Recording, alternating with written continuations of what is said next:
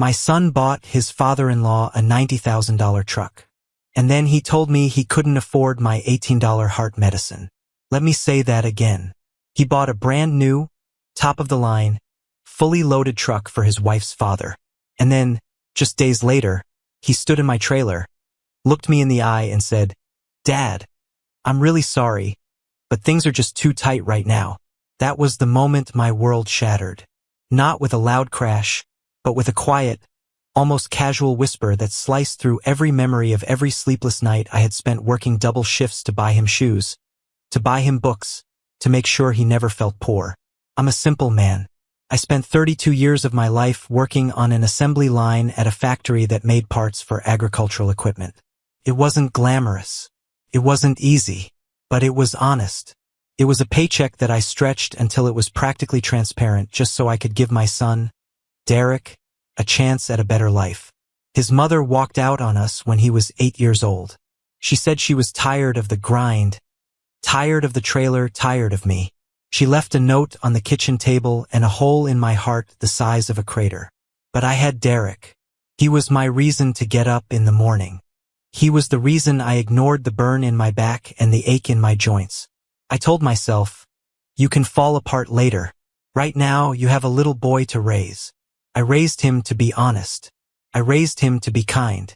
I worked 14-hour days, often coming home smelling of grease and metal shavings, just to pay for his soccer cleats, his school trips, his tutoring. I didn't have the money for a college fund, not really, but I put away whatever I could. When he graduated high school, I handed him an envelope with $4,000 in it, weathered bills I had saved from my overtime checks. I told him, "This is for your future, Derek. Don't waste it. Go be something." He went to college. He met a girl named Andrea. She was beautiful, smart, and came from a family that had money. Real money. They lived in a house with columns on the porch and a lawn that was always green, even in the summer drought. I remember the first time I met them at their house. I drove my 15-year-old pickup truck, the one with the duct tape on the side mirror, and parked it between a Mercedes and a BMW. I was so proud of Derek. He had managed to climb out of the hole I had been born in. He was wearing a collared shirt, talking about stocks and real estate. I barely understood what he was saying. It felt like we were speaking different languages. But his mother-in-law, Carol, and his father-in-law, Robert, they were always polite. They had that cold kind of politeness. They smiled at me, but I could see the pity in their eyes. They looked at the calluses on my hands and the sun-damaged skin on my face, and I knew what they were thinking. This is his father. Look where Derek came from. I used to tell myself that I was overthinking it, that I was insecure. I told myself that Derek had just grown up. He was a man now with a family of his own. He had a wife and eventually a daughter named Lily. My granddaughter, the light of my life. I would babysit Lily whenever they asked, which wasn't as often as I would have liked, but I took what I could get. I would bring her to the park, buy her ice cream with money I couldn't really afford to spend, and listen to her laugh. That laugh made all those years of backbreaking work feel like nothing. But slowly, I started to notice the cracks. The phone calls from Derek became shorter. The visits became rarer. He used to call me on Sundays just to talk about sports or ask for advice. Now, he would only call if he needed something or if he was driving somewhere and had nothing better to do. He stopped asking about my job. He stopped asking about my health. It was always about him. His job, his promotion, his new car, his house, his life. I tried to be happy for him. I really did. But there was a part of me that felt like I was being left behind. Like the father who sacrificed everything to give him a jumpstart had now become an inconvenient reminder of where he came from. I was the trailer park, the duct tape, the cheap cologne, and he was the country club, the luxury SUV, the designer suits. Then things got worse. Andrea's father, Robert, seemed to take a special interest in Derek's career. He was retired, but he knew people. He had connections. He helped Derek get a better job, a management position that I didn't even understand. Derek owed a lot to Robert, and he started to act like it. He started calling Robert Dad. I don't know why that hurt as much as it did, but it felt like a knife twisting in my gut. I had been dad for 35 years. I had earned that title with sweat and tears. And suddenly, this man who had never changed a diaper in his life, this man who had never worked a day of manual labor, was getting the respect I had starved for. But I never said anything. I bit my tongue. I smiled at the family gatherings where I felt like a ghost at a banquet. I held my granddaughter and tried to be grateful. About a year ago, I started having these pains in my chest. It wasn't a heart attack, but it was a dull, constant ache. My doctor told me I had a cardiovascular condition. My heart was getting weaker. I wasn't going to die tomorrow, but if I didn't take care of it, I would be in trouble in a few years. He prescribed me a medication that I had to take daily. It was the only thing that kept the pain away. I applied for government assistance for the medicine. I was on a fixed income now. My pension barely covered my rent and food. But the application was taking forever. The bureaucracy was a nightmare. Paperwork kept getting lost. They told me to be patient. So, while I was waiting for approval, I had to pay out of pocket. Let me tell you about the cost. The medicine cost $18 for a 30-day supply. That's it. 60 cents a day. It was the only thing standing between me and a hospital bed. I could handle the rent.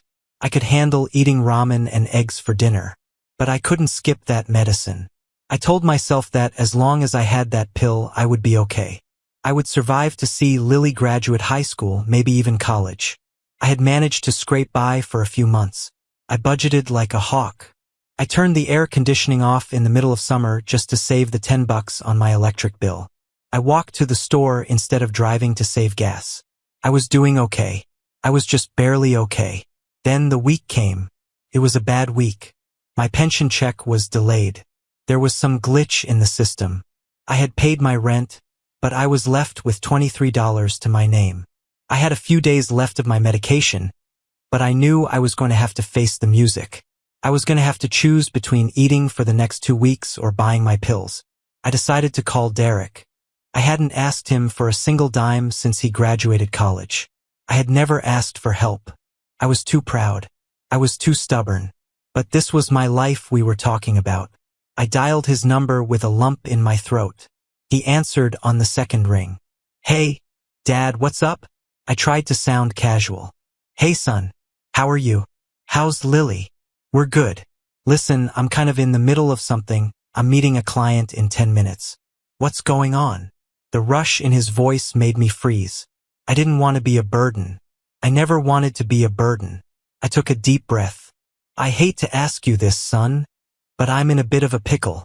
My pension check was delayed, and I need to get my medication refilled. It's not expensive. It's only $18. Could you spot me until my check comes through? I promise I'll pay you back next week. There was a pause.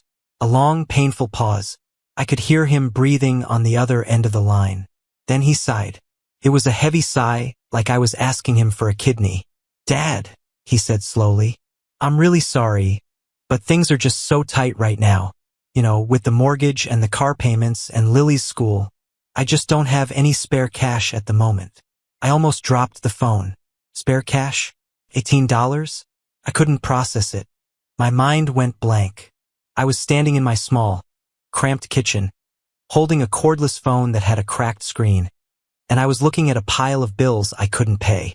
I'm not asking for $100, son, I said, my voice cracking. It's $18. For the medicine I need to make my heart work. Dad, I know I get it, but I'm stretched thin. Andrea and I had a budget meeting, and we're cutting back on everything for the next few months. I have to think about my family. My family. He said my family. He was talking about his wife and daughter. And in that moment, I understood that I wasn't in that category anymore. I was an outsider. Okay, I said, my voice barely a whisper. I understand. I'm sorry to bother you. It's okay, Dad. I'll call you next week. That was it. The click of the phone hitting his receiver echoed in my trailer like a gunshot. I just stood there for a long time, staring at the wall. I didn't cry. I think I was too shocked to cry. I just felt numb. I went to the bathroom and looked at my pill bottle. I had 3 left. 3 pills for the next week. I took one out and looked at the small white tablet. It was the only thing keeping me alive. And it was worth less than what my son spent on his morning coffee at the fancy cafe he liked to go to. That evening, I did the only thing I could think of. I took a knife and I cut the pills in half. I figured I would take half a dose just to stretch it. The doctor had told me never to do that it could be dangerous, but what else was I supposed to do? 3 days later, I was scrolling through Facebook on my outdated phone. I don't even know why I still looked at social media. It was just a sea of people posting vacation photos and expensive dinners. But then I saw it. A photo of a shiny, enormous pickup truck. It was midnight blue with massive tires and chrome trim. It was parked in front of a house I didn't recognize, but it looked like a showroom. The caption read, "A little surprise for the best father-in-law in the world. He's been working hard on his farm, and he needed an upgrade. Thank you, Derek. We love you." I stared at the photo for a long time. I zoomed in on the truck. I looked at the fancy interior. I looked at the massive engine. I scrolled through the comments. People were congratulating Robert. People were praising Derek. People were talking about how generous he was. I did the math in my head. A truck like that, brand new, fully loaded. It was $90,000. $90,000. And he had just told me he couldn't afford $18. Felt like a physical blow. My heart, the one that was already struggling, started to hammer in my chest. It wasn't just anger. It was a profound, soul-crushing sense of betrayal. I was the one who had worked double shifts so he could eat. I was the one who went without so he could have. And I had been reduced to something less than his morning latte. I didn't call him. I didn't text him. I didn't write a passive-aggressive post on Facebook. I just sat there in the dark, feeling the weight of my loneliness. The next few days were a fog. I went to the pharmacy with my last $2 and begged the pharmacist to give me just 3 pills. Just enough to get me through the week. He was a kind man, a kid in his 30s who wore glasses. He knew me. He took pity on me and gave me a few samples. "Don't worry about it, Mr. Henderson," he said. "You're a good man. Good man." My son didn't think so. My son had just spent $90,000 on a gift for a man who had never even held his hand when he was scared. Then came the Thursday. It was a rainy, miserable afternoon. The rain was coming down in sheets, pounding against the tin roof of my trailer. It was one of those days that makes you feel twice as old. I was sitting in my worn-out recliner, feeling sorry for myself, when I heard a knock on the door. I didn't get many visitors. Most of my old friends had moved away. My brothers were scattered across the state. I figured it was the landlord coming to complain about the leaky faucet I hadn't had the money to fix. I shuffled over to the door and opened it. Standing on my small, rickety porch was Robert. His wife was waiting in the truck. No, not his new truck. The old one. He was soaking wet from the rain. He didn't have an umbrella. He was holding something in his hands. A manila envelope. I was stunned. I hadn't spoken to Robert in months. He certainly had never come to my trailer before. He was dressed in a nice polo shirt, but the rain had ruined it. He looked uncomfortable, like he was standing in a sewer. "Mr. Henderson," he said, his voice formal and a little shaky. "Can I come in?" I nodded, stepping aside. My trailer was a mess. There were books everywhere, and it was stuffy. I cleared a pile of mail off the small dining table. "Sorry for the mess. Have a seat." He sat down, placing the envelope on the table between us. He looked around the trailer. He saw the cracked countertops. He saw the sagging floor. He saw the medicine bottle sitting on the counter, next to a stack of unpaid bills. I saw his eyes linger on the medicine bottle. "What's this about?" I asked, my voice guarded. He cleared his throat. "I know we haven't always seen eye to eye, but I have to tell you something. Something I should have told you a long time ago." I braced myself. I figured he was going to tell me that Derek had decided to cut me out of Lily's life, that they were moving away, that I was a bad influence. "Derek and Andrea have been having some trouble," he said. "Financial trouble. The house is too expensive. They have credit card debt. They borrowed money from us, Carol and me." I didn't react. I just stared at him. "When Derek bought that truck for me," he continued, "he did it to impress Andrea. And to be honest, he did it to make me happy because I had been helping them so much. But I knew it was a stupid purchase. The truck is too big. I didn't need it. I told him not to, but he insisted. He said it was a gift. He looked at me then, and for the first time I saw real emotion in his eyes. It wasn't pity. It was shame. I didn't know about the phone call, he said, his voice lowering. I didn't know you asked him for help. He told me the other day. He was bragging about it. He said, I told my old man to get lost, he's always mooching. He laughed about it. My blood ran cold. Mooching. He called me mooching. I was furious, Robert said. I told him that was disgraceful. I couldn't believe he would treat his own father that way. The man who raised him. He paused, running a hand through his wet hair. But it wasn't until yesterday that I realized the truth. I had to take that truck in for a detail. I went to the dealership to get some paperwork. And I saw the contract. He pushed the envelope towards me. Take a look. My hands were trembling. I pulled out the papers. It was a loan agreement. Derek's signature was all over it. But the price was wrong. The truck wasn't $90,000. It was $130,000. The interest rate was astronomical. Derek had been ripped off. He had been so desperate to buy Robert's affection that he had signed a loan that would ruin him.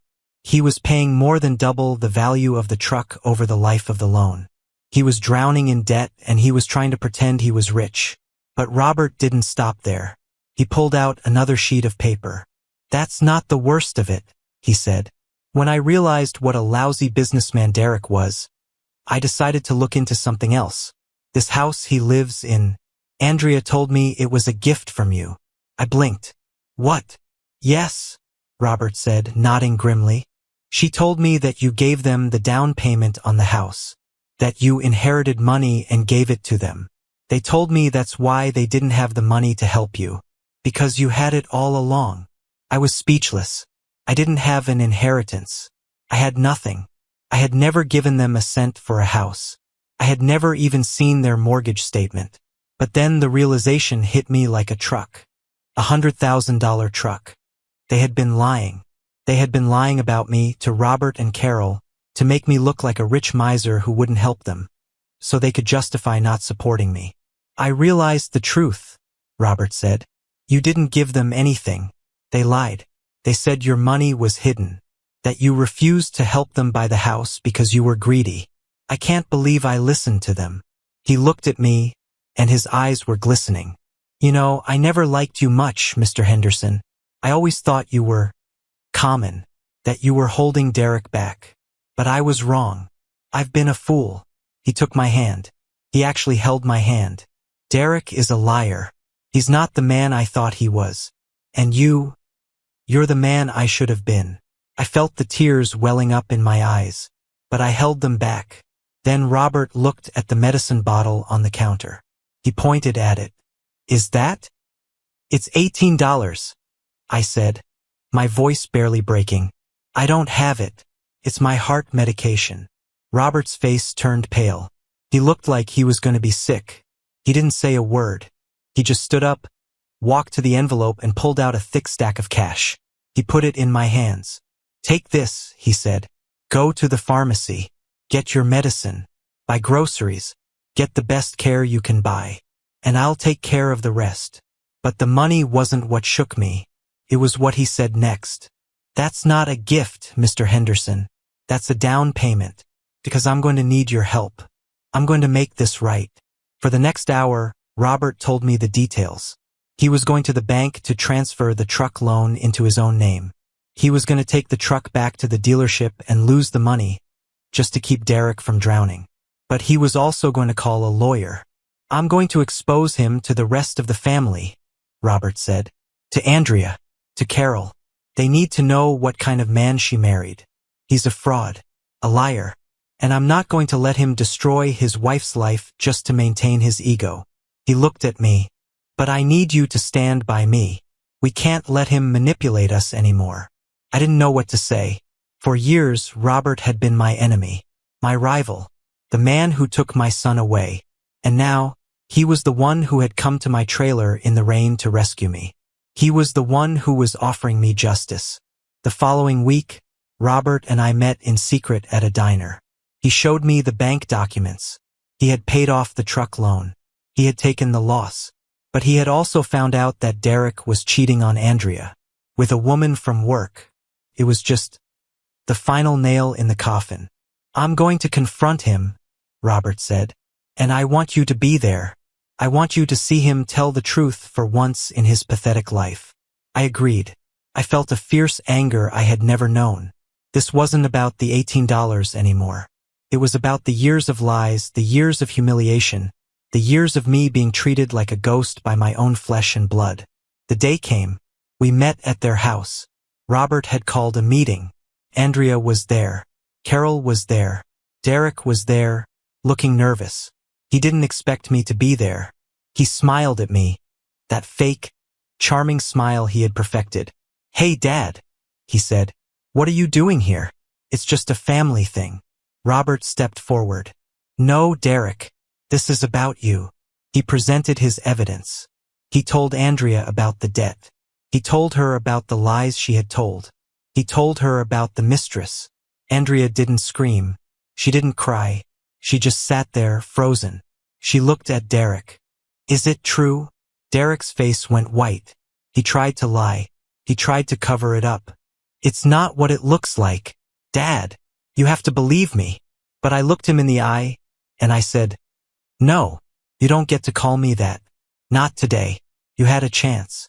You had a chance to be my son. And you threw it away for a truck." He opened his mouth to argue, but Robert silenced him. "Pack a bag, Derek. You're out of the house. Andrea is staying here."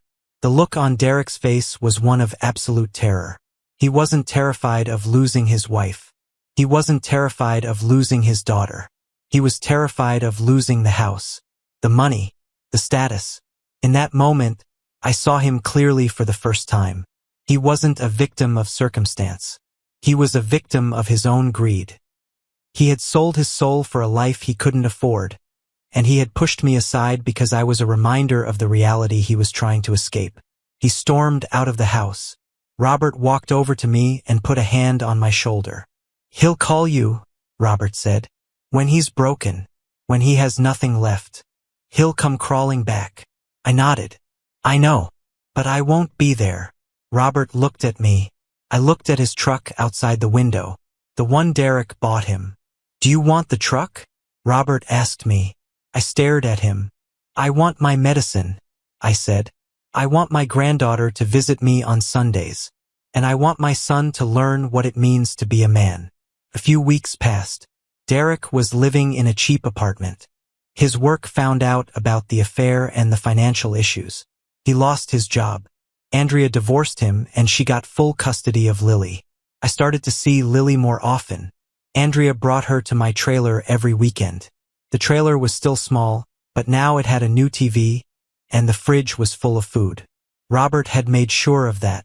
He had given me a debit card and told me to call it a salary for being his new partner in crime. We didn't see it as charity. We saw it as a partnership. One evening, I was sitting on my porch when I saw a car pull up. It was Derek. He looked terrible. He was unshaven, his clothes were wrinkled, and his eyes were hollow. "Dad," he said, walking up to me. I didn't get up. I just looked at him. "You were right," he said, his voice cracking. "I was a fool. I lost everything. Andrea took Lily. Robert hates me. I'm drowning in debt I can't pay back. What do you want, Derek?" He looked at me. "I need help. I need you to forgive me." I looked at the horizon. The sunset was beautiful. The world kept turning. I thought about the days when he was a little boy, sitting on my lap, telling me he wanted to be just like me when he grew up. "I can't give you money, Derek," I said. "I don't have any. But I can give you the same advice I gave you when you were a boy. Be honest. Work hard. And never, ever take the people who love you for granted." He started to cry. He fell to his knees on my porch. "Please, Dad. I have nothing left." I looked down at him, this man who was my son. I felt the ache in my chest. The pain of years of sacrifice, years of love, years of betrayal. I stood up. I walked into my trailer, and I closed the door. I didn't look back. The next day, the mailman came to my door. He had a package. It was a letter from Robert. Inside was a picture of Robert, Andrea, Carol, and Lily, smiling on a boat. Behind them was a truck. But it wasn't the expensive truck. It was an old, beat-up truck. A truck that was paid for. And there was a note attached. Mr. Henderson, we've sold the big truck. We bought this one for the farm. It does the job just fine. And here's the best part. I used some of the leftover money to set up a college fund for Lily. Not a big one, but enough. Because she needs to learn the value of $1 and the value of family. If you ever need a ride, I'm here. And if you ever want to see Lily, just call. You're her grandfather. You always will be. I read the note 3 times. I put it in my pocket, took my medicine, and sat on my porch. Derek came back to the trailer a few more times, begging. I never let him in. I listened to him cry, but I didn't open the door. It's been a year now. I watch Lily grow up. She's in 2nd grade. She draws me pictures. She calls me Pops. She doesn't know about the money or the lies. She just knows I'm her grandfather. And Derek? He's still trying to put his life together. He is working 2 jobs. He is paying off his debts. He calls me on Sundays, but now it's different. He's not begging. He's just talking, just like we used to. He talks about the weather. He talks about his day. He talks about Lily. I let him talk. I let him apologize. But I don't trust him. Not yet. I learned a lot this year. I learned that love isn't a transaction. It isn't about what you get out of it. But I also learned that you have to protect yourself. You have to let people fall so they can learn to fly. Sometimes the most loving thing you can do is close the door. My son bought his father-in-law a $90,000 truck. Then he told me he couldn't afford my $18 heart medicine. But that day, he taught me the most valuable lesson of all. How much I'm actually worth. And it turned out my value was never in the money I had. It was in the door I could close and the door I could open for my granddaughter. The ultimate revenge wasn't making him suffer. It was finding peace in my own trailer and knowing I had survived, not because of him, but despite him. And that's more than any truck could ever buy.